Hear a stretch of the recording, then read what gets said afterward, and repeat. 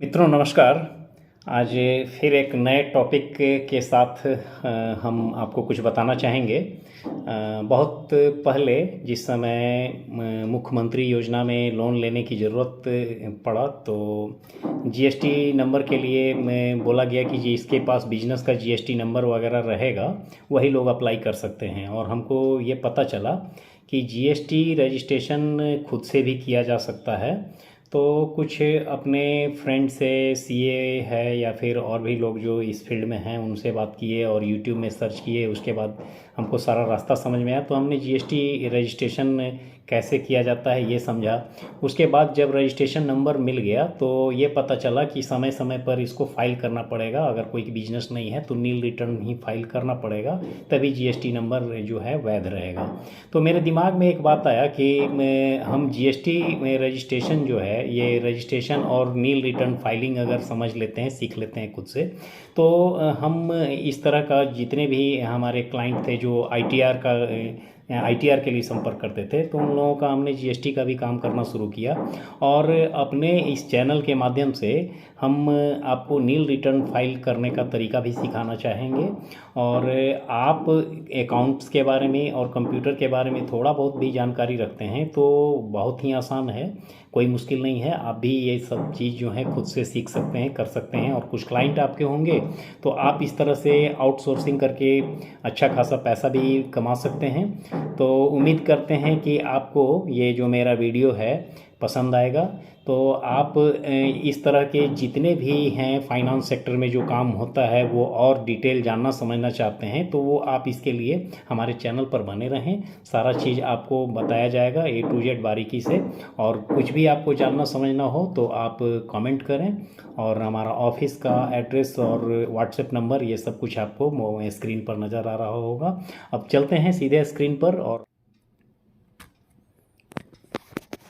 अपना आईडी और पासवर्ड हमने डालना शुरू किया। और अपने आईडी और पासवर्ड को ब्लर कर दिया है ताकि ये किसी का पर्सनल चीज़ हम शेयर नहीं कर सकते हैं। और ये आईडी पासवर्ड देने के बाद जैसे ही लॉगिन होता है देख सकते हैं आगे जो प्रक्रिया होगा उसमें आपका लॉगिन पहले हो जाने देते हैं। और नील रिटर्न फाइलिंग जब करना होता है तो कोई विशेष डाटा एंट्री नहीं करना पड़ता है। जो मेन उसका जहाँ फील्ड है वो सारा चीज़ हम आपको बताने जा रहे हैं।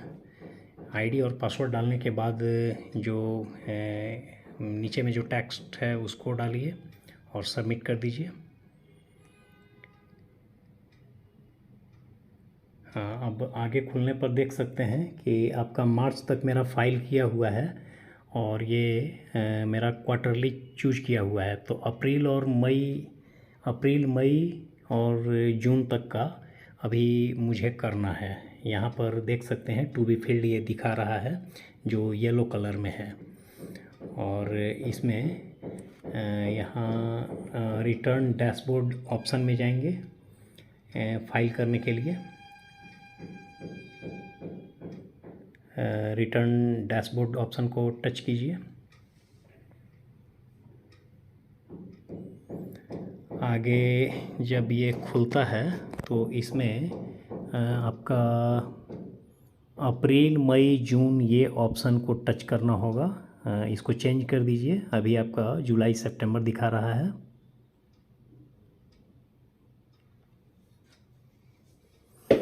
और इसमें सर्च ऑप्शन को दबाइए, फिर आगे जो एंट्री करना होगा उसका सारा इनपुट आपको डालना होगा।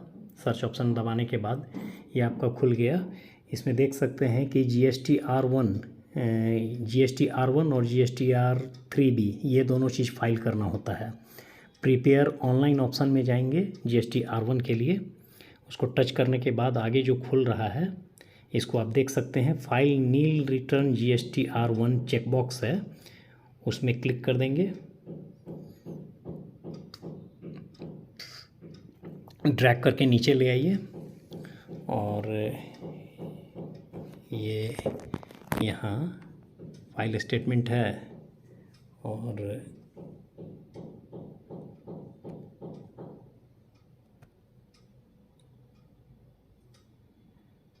फाइल ऑप्शन का जो है उसको दबाइए।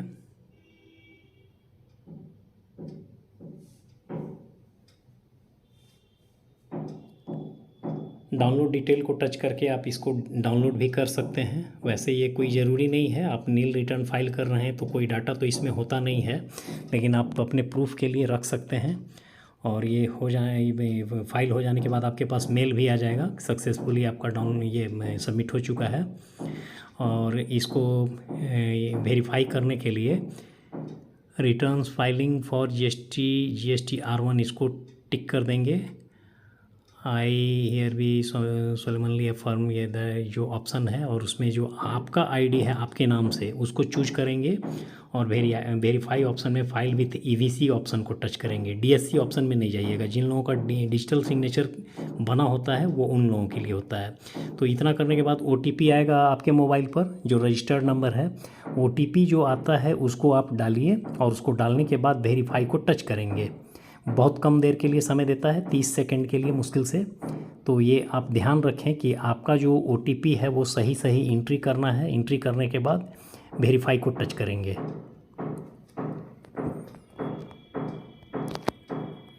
जैसे ही आप सबमिट करेंगे आपके पास, आप ऊपर में देख सकते हैं लाइट ग्रीन कलर में GST R1 और GST दिस एंड दिस, ये आपका फाइल हो चुका है, ये मैसेज आ जाएगा।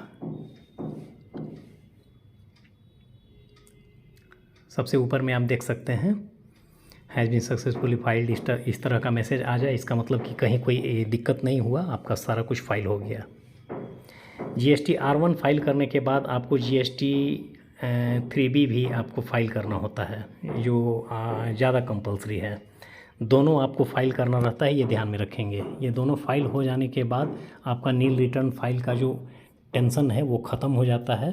और सिर्फ इतना सा काम करने के लिए लोग मजबूर हो जाते हैं किसी CA से या किसी टैक्स कंसल्टेंट से कराने के लिए, जहाँ की लगभग 500 रुपये आपको देने पड़ते हैं।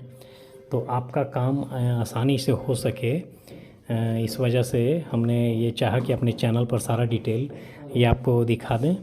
और अब नेक्स्ट जाएंगे GSTR ये 3B करने के लिए। आगे अब GSTR 3B का देखेंगे।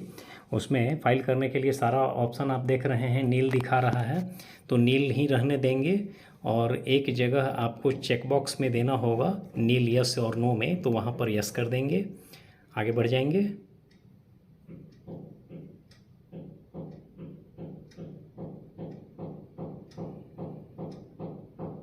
यहाँ देख सकते हैं सारा कुछ नील है। सेव यहाँ नहीं करेंगे, सेव करेंगे तो एरर मैसेज दिखाएगा।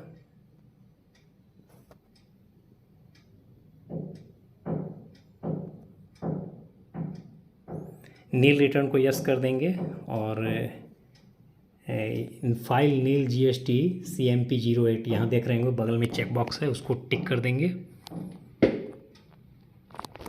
और इसके बाद इसमें भी वेरीफाई जैसे करते हैं, पहले क्वार्टरली ऑप्शन में आपको जो आपका है, जैसे मेरा अप्रैल से जून का ऑप्शन है, तो इसको लेके आगे बढ़ेंगे।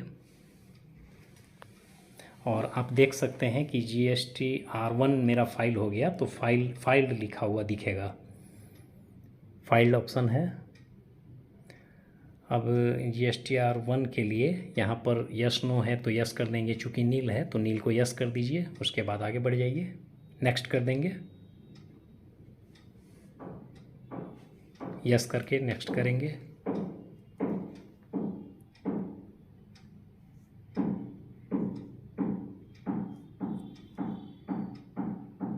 यहाँ देख सकते हैं please provide all input before group to text page, तो यहाँ नील हमने नहीं किया था इसलिए ये मैसेज आया। अब यहाँ जैसे ही यस करके आगे बढ़ते हैं, यस करके नेक्स्ट करेंगे, तो फिर आप पिछली बार जैसे वेरीफाई किए थे वो यहाँ पर आपका जो बॉक्स है उसमें सबको जैसे वैसे रहने देंगे, क्लोज कर देंगे। और जैसे आप GST R1 में वेरीफाई किए हैं वैसे ही आपको वेरीफाई करना होता है। वेरिफिकेशन ऑप्शन में जाके आपका जो आईडी है जिस नाम से उसको सेलेक्ट कीजिए। उसके बाद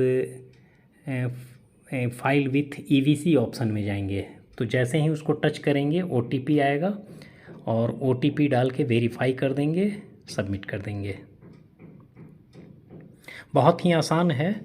और किसी भी तरह का पेड सर्विस के लिए या फिर जहाँ ट्रांजैक्शन हुआ है नील रिटर्न फाइल किया हुआ नहीं है, तो वैसे फाइल करने के लिए आप हमारे ऑफिस में संपर्क कर सकते हैं।